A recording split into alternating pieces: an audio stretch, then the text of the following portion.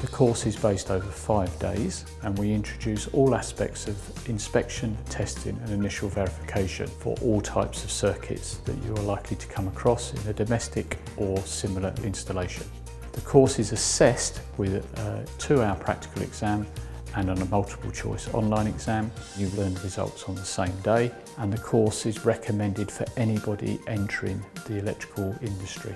What I've enjoyed the most about the training is the level of the skill of the tutors, the way that it's been put across, and I've thoroughly enjoyed it.